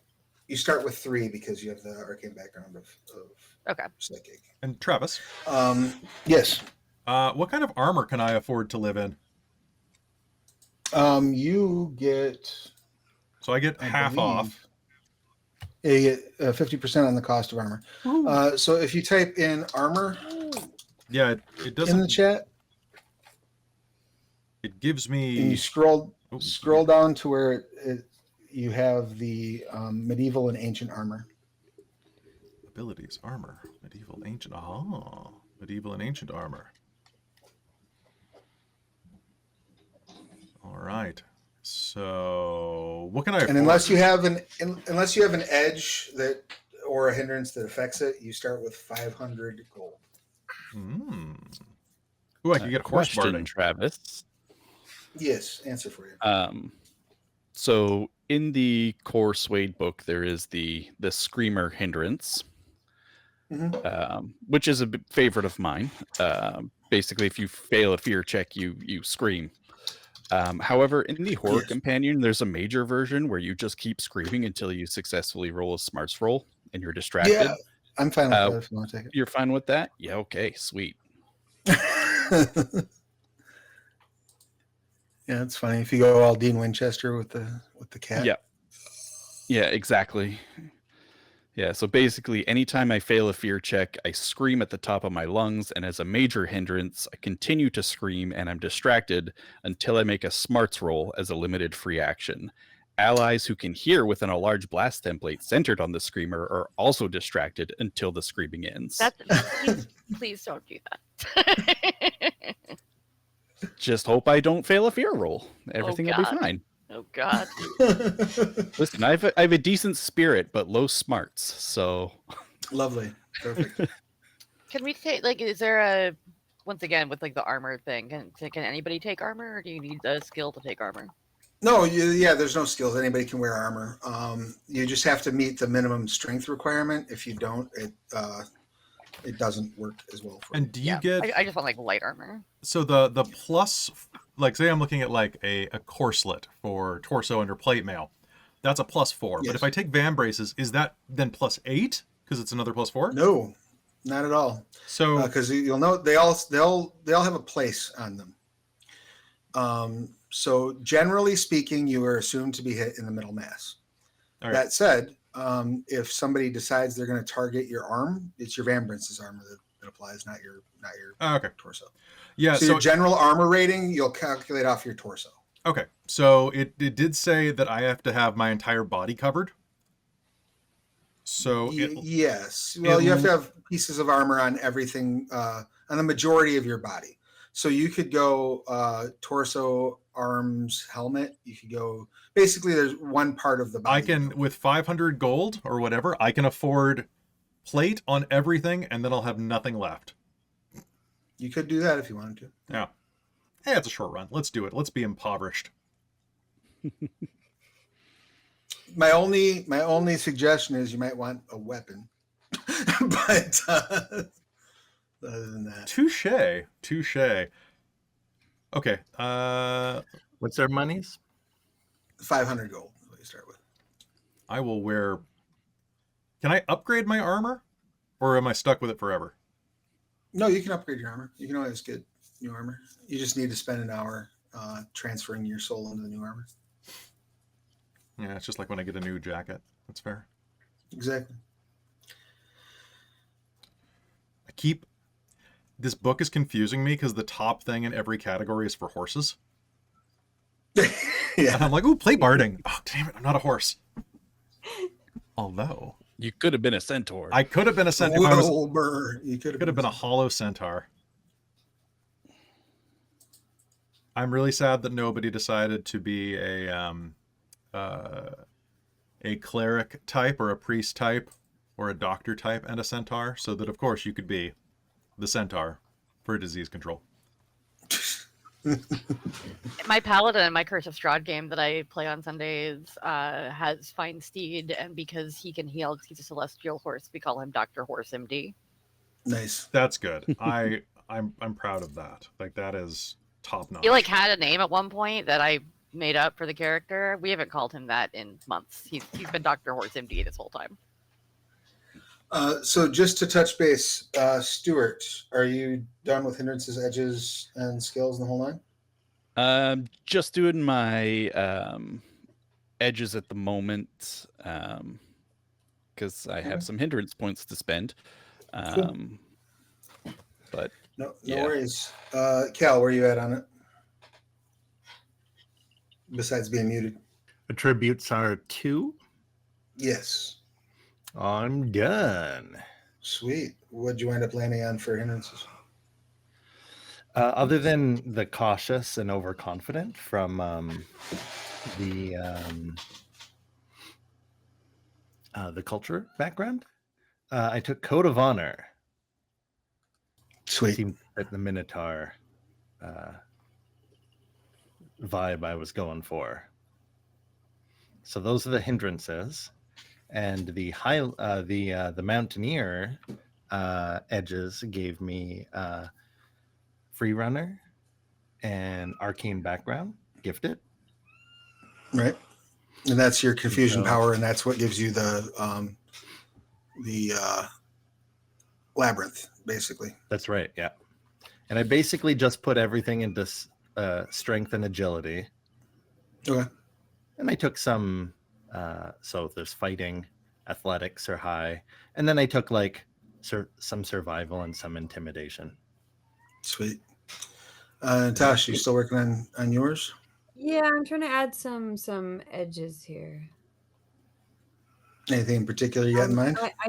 I took curious and thin-skinned, and Okay. I think dodge, but I'm not sure what else to add here. I think something social probably. Did you want to be able to do any magic, or are you just I don't know. Like, knowledgeable? can I do magic? What kind of weapons are we doing here? I don't understand what kind of So, combat stuff I should be expecting. You could take arcane background magic to be like just a traditional spellcaster wizard type. There are more complicated arcane backgrounds in the fantasy companion, but we're not going to mess with those right now. So you could take arcane background magic. You know a couple of spells. As far as weapons go, anything that you would imagine from like a fantasy medieval setting is fair game. Okay. If you hit if you go over to the compendium and you type in weapons and you hit enter, there should be in the reference, there should be the melee weapons table and the ranged weapons table. And there's also a black powder and vehicular weapons table, but we don't need to worry about those too much. Start with a chainsaw. I'm having a very funny glitch on Roll20 where if I click on sling, it shows me it has the attributes for sling, but shows me a picture of the Sidewinder missile above. And if I click on Sidewinder, it shows me a shotgun. Nice.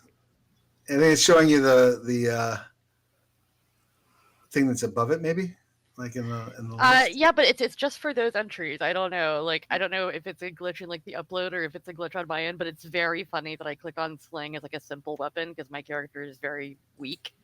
So I was trying to find some weapon I could have, and it's like a Sidewinder missile. That's a nice simple weapon for a bat person in a fantasy world. All right, It would be pretty hilarious if you roll in and throw a Sidewinder at your enemies. Last dumb question, Travis. There are no dumb questions.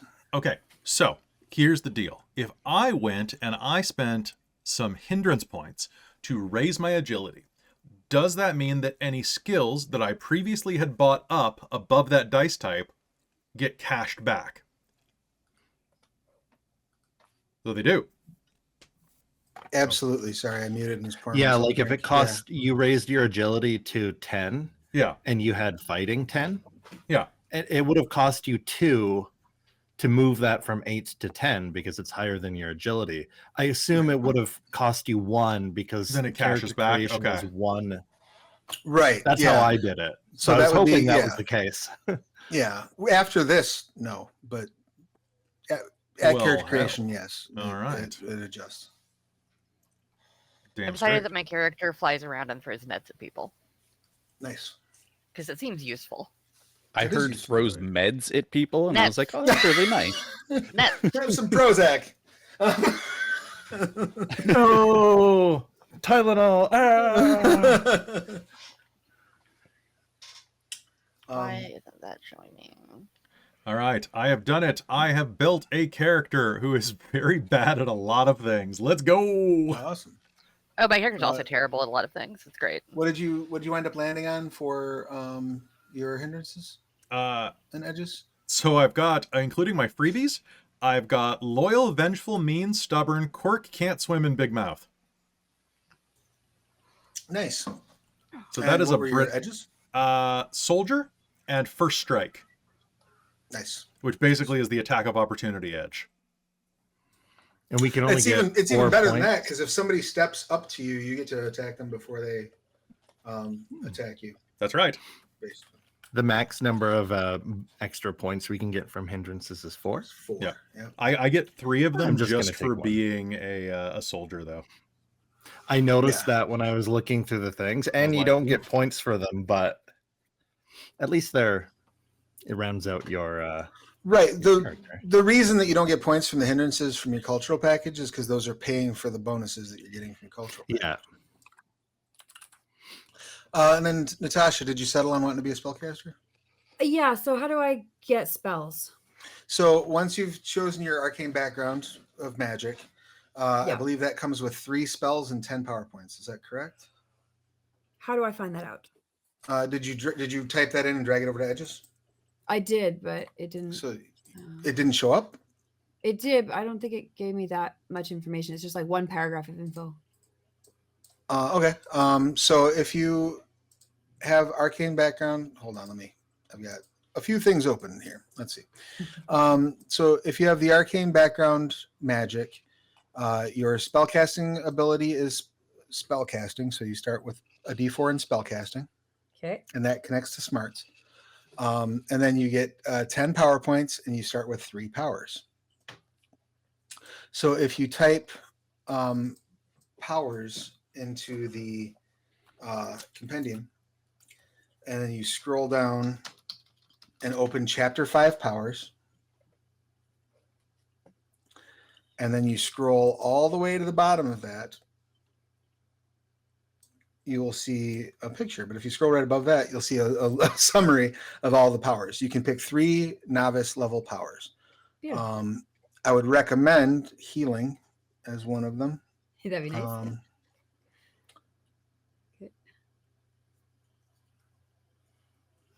Other than that, just taking whatever novice powers you think is best. Okay, can do. And where do I put those on the sheet? So actually, you can type the name of the power into the compendium Drag and over somewhere. drag it over the sheet.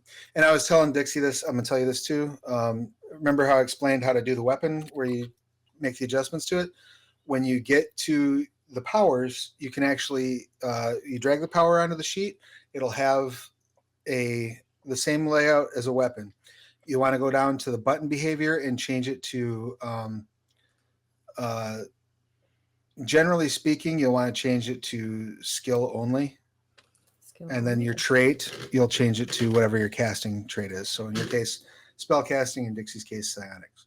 And then it's just easier to manually roll damage dice with magic in the way that they've got this set up. So we'll just manually roll the damage dice for spells, especially because most spells don't actually do damage. Did you settle on the powers that you wanted, Dixie? Yeah, I did. What you got? I took stun. Sweet. Because I figured I could do like a sonic boom situation. Yeah, that's awesome. Because I'm a bat. I took a bolt, which does damage. One of the things that it says it could be flavored as is a stream of insects, which as a bat I think is very funny. That is cool. I Yeah. just throw insects at people, and then I took eat them. fear because I'm strange. Fear is good. I could scare people.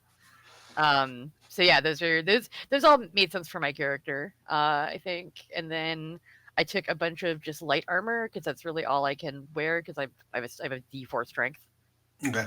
And I took some very simple weapons to use, and I can't spellcast anymore situation. So I've got a net, like I said, and I've got throwing knives.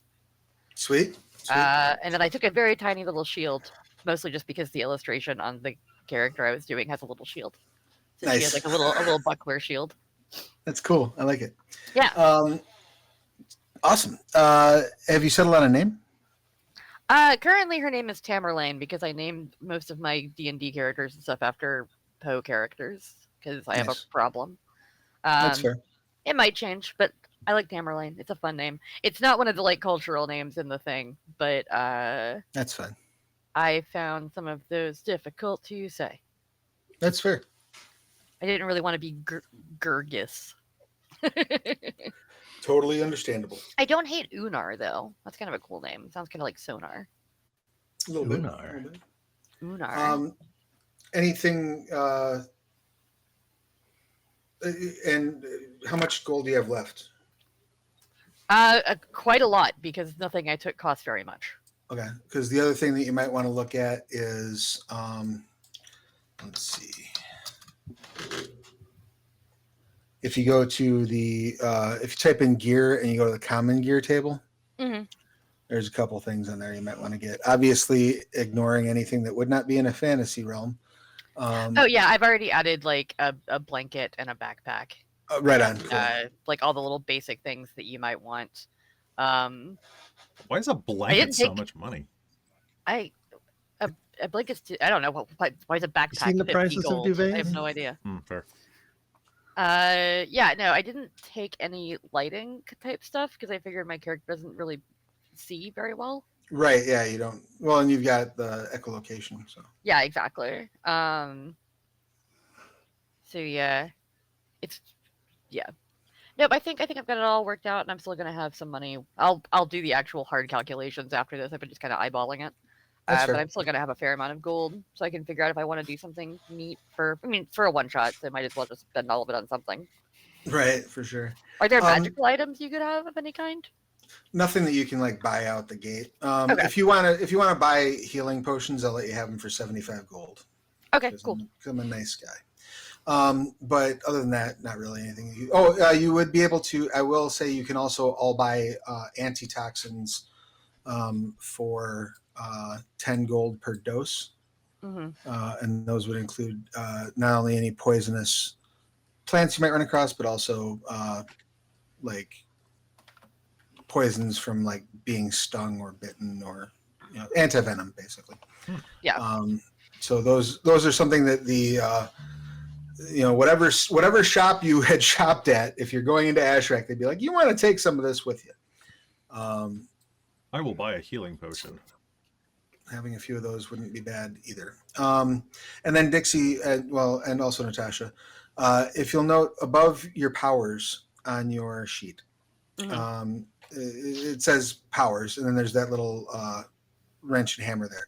If you click on that, that'll let you change the name of your arcane background so you can reflect which arcane background you have. You don't necessarily have to, but you can. And then it lets you change your PowerPoint label if you want to. I wouldn't bother. It's PowerPoints. But then there's the tracker right there where you can keep track of your PowerPoints. So since you start with 10, I always put 10 on the right side and then put 10 on the left side, and I count down out of the left side. So, just that little tracker you have there. How do you recover PowerPoints in the context of the game? So over time, it's rest. I believe you recover 5 PowerPoints per hour. Okay. That makes right. perfect sense. Travis. I've been running a lot of rifts, so I'm used to people that are regaining like 20 PowerPoints an hour because of leyline walkers. What were you saying? Which languages should I take? So I would definitely take Dunan because you're High Legionnaire, Lydian probably. Dunan. And I get one more. So I've got. Do you get your basic language for free? you get your basic language for free. Okay, so I have one Dunan more. Or Lydian can. So I would take Asheraki as your. So you can talk to the locals. Okay, so I've got Dunan, Lydian, and Asheraki. Perfect. Beautiful. And Stuart, you're all buttoned up, right? Yeah, I'm just grabbing some light armor right now. Did you settle on a name for your character? Right now I just have the one that was automatically generated when I started the character, which is Hobai Ifised, which maybe I'll keep, maybe I won't. Fair enough. I think I am gonna go with Unar for my name. That's like the only Patera name that I think is super cool sounding. It is kind of cool sounding. Were you able to settle on your spells, Natasha? I don't know. I feel like I need something damagey, but I'm not sure what to take. Bolt is always handy. Bolt's great. It's really a matter of, do you want to hurt one person or a lot of people? Which ones are which? So Bolt is one person. Blast is a lot of people. Blast is not a novice spell, though. I checked. What about Burst? Is Burst a novice spell? I didn't check that one. Hang on, checking right now. Yes, Burst is novice. Yep. So Burst is a cone. Blast is a big circle further out, and Bolt is one person. Okay, we'll do that. I have somehow added healing to my sheet 3 times. How do I get rid of it 2 times? Oh, so if you go under spells, you mean? Yeah, under powers, I should say. Yeah. Yep. So if you go down and you see there's the plus sign at the bottom of the power section, right above where it says armor, but there's also the red padlock. Anytime you see a red padlock, you can click on that, and it will make the section that it's connected to editable. So basically, if you click on the trash bin that pops up, you can delete a thing. And then there's also the little hamburger menu on the other side where you can move things around in order if you want to. And then to disable that, you click the padlock again. Thank you. No problem.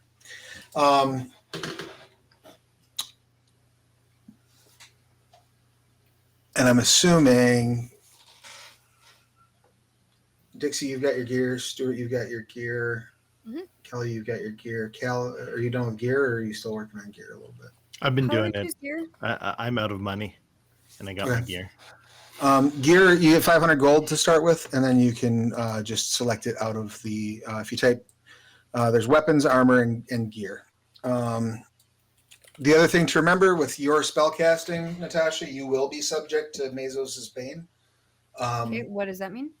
So the Titan Mazos, who created sorcery, was ripped to tiny, tiny pieces and scattered throughout Skarn. He basically has infected all spell casting, all arcane spell casting.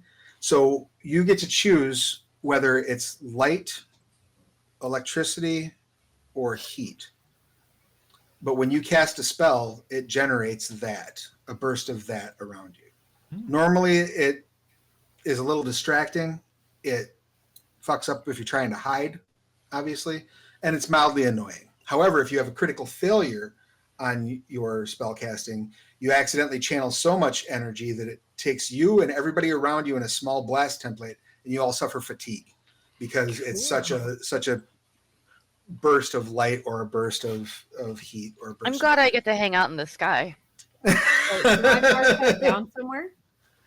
No, that's just a setting rule. That's just Okay. everybody who has the spellcasting trait It's suffers always. Mace's thing. Yep.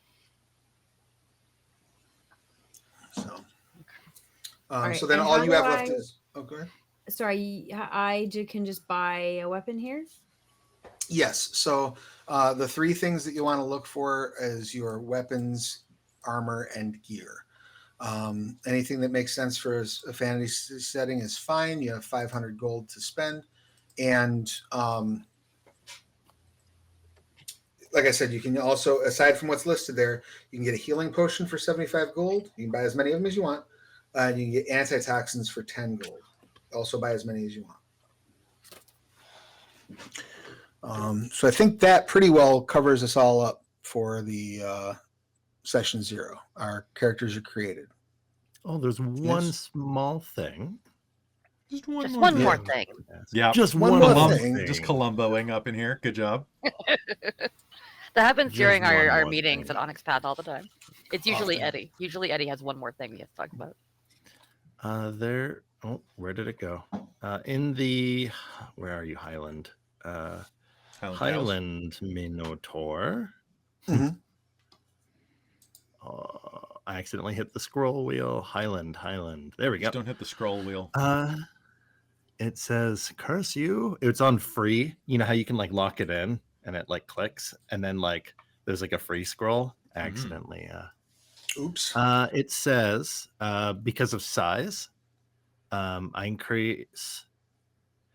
Oh, and increase strength. Oh, I missed that part. But it says increase No. toughness. What's toughness? So if you look at your sheet, this should all automatically be calculated for you for the most part. I don't think anybody else has a size issue, but if you look at your sheet, you will see Yeah, I have size set at 1. your size is set at 1. So that should be. So actually, everybody should be size 0 except for you. Yeah. I'm actually at size -1 because I'm a little guy. Right. Yeah, I'm also at There's- size -1. Right. Okay. So whatever number you have in your size, it should work that into your toughness automatically for you. Because if you look below where it Oh. says size, you'll see pace, parry, and toughness. And then when I Um, put it up by 1, toughness goes up by. Okay, I see. Yep. And your strength It does doesn't increase. It just gives you just can. I see take- that now. higher Maximum strength can be D12. Yes. +1. Right.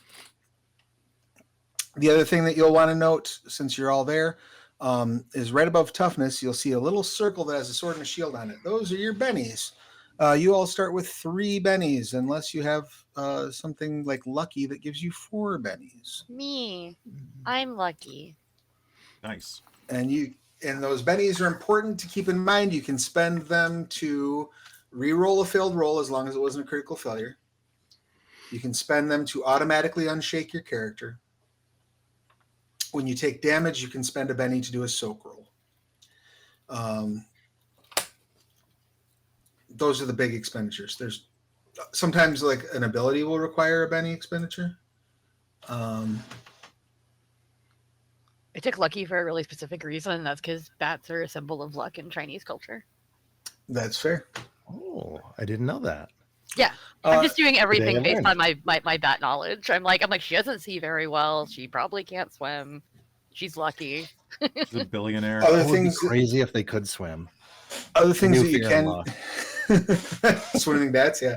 Other That things sounds that you can do with bennies is you can draw a new action card in initiative, or you can spend them like inspiration in Trinity, so you can like dramatically edit with a benny.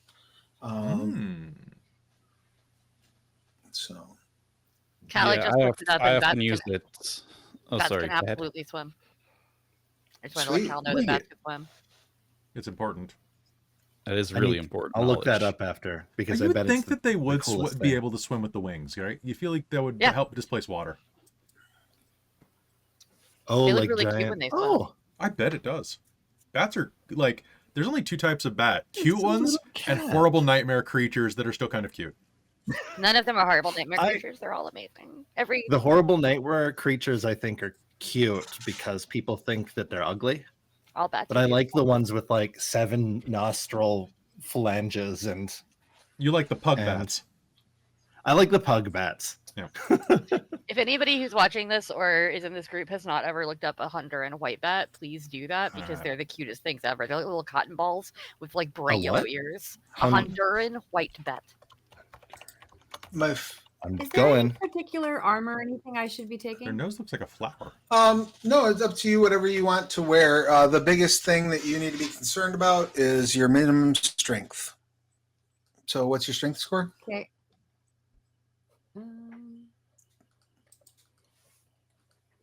You say D6. I'm sorry, I didn't hear you. D4. All right, so yeah, you basically you want to use light armor. Okay. Is there a good light armor I should choose? Leather is always good. A robe is also fine. There is a tradition of dress from Hollowfaust that people typically dress like. Let me see if I can get a picture of that for you. That sounds good. And they usually wear like a duster, basically, which would count as like a jacket, like a leather jacket armor. Where are we at here? 1 second. So I just put jacket on Yeah, leather jacket. Yeah. leather jacket. Okay.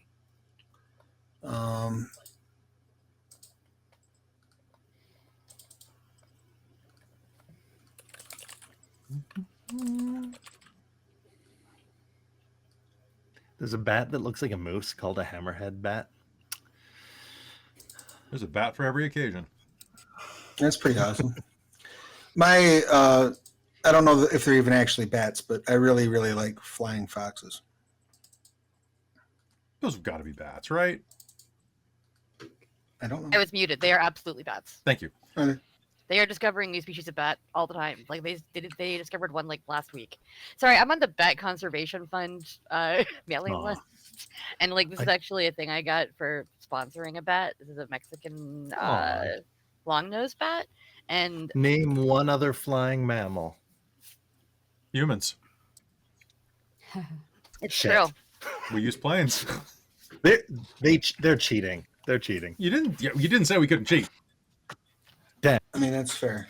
You got me. Wow. But yeah, name one other flying I guess flying squirrels. They don't fly there; they glide. Oh, okay. Well, They follow with style. Yeah. Yeah, they are Okay, much fair, more gliding fair, fair. squirrels.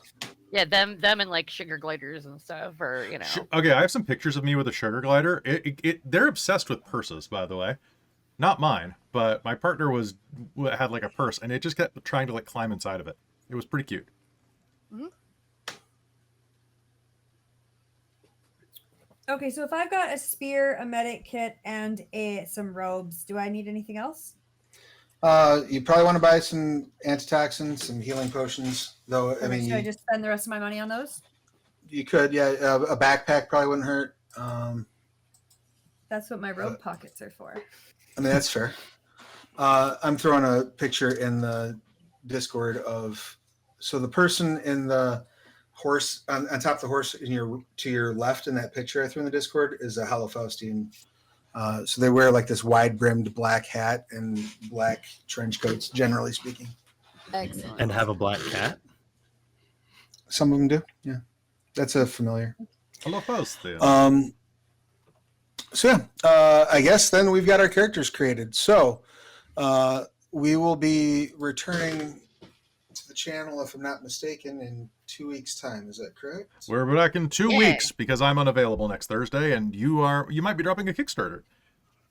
I will, yeah, most likely be dropping a Kickstarter that day. So I would like to once again ask those of you who are watching, if you've not yet done so, head over to the Scarredlands Kickstarter, sign up to be notified when it goes live. I will be kicking it live next week. I will probably either be live on Twitch or I'll be live on TikTok or both when I do take it live, just to see how it goes. Neat. And you can find me on Twitch over at Plastic Plays. I would love to hear people's thoughts. Hope that you all enjoy what we've got cooking. I think we will start off next session. We'll do like a real quick, tell us your character's name, what they do, recap all that, and then put together exactly how you all came together, and then hit the ground running with our first scene. Does anyone have any questions, comments, complaints, or concerns before I call it a day here? Thanks for doing this. Everybody go and thank you. Thank you for doing it. I really appreciate it. Go and click the notify button. Honestly, like that number going up means a lot to Kickstarters. So, it helps algorithms. It helps things that I am too much of a fine arts baby to understand. But please go click that. At the very least, it makes Travis feel nice. I've been working on doodling my Una while we've been sitting here. And I think I'm going to make her nose and her ears even crazier and more pronounced because I want her to be as bat-like as possible. Excellent. I love it. Bits. I feel like a moose could be, like, there must be a moosatar. A moosatar? That'd be cool. Yeah, but not at the moment, but the most Canadian version. Let me make some notes. I'm going to be the Canadian Minotaur. Because I've never seen that, but I mean, they're bigger than bulls. So, Yes, they're very big. Maybe the Highland Minotaurs are like moose-like, and that's why they can't stab. I mean, moose can, but that's why they don't have the gore attack. Yeah, there you go. I see. Now you're playing. I'm gonna be Moose. a Minotaur named Moose. Minotaur named Moose. All right, and with that, we'll see you in 2 weeks for Scarredlands here. If you're watching live, that's going to be at 10 a.m. Pacific, 1 o'clock Eastern, 6 o'clock Greenwich, maybe. I don't know. But check your local station, which is right here. And if you're watching on YouTube, it is going to be coming out within 24 to 48 hours of the actual release. So if you're here on a Wednesday watching live, or probably on a Thursday watching live, it will be out on Saturday morning. And with that, we will see you next time here on Dork Tales. Bye, everybody.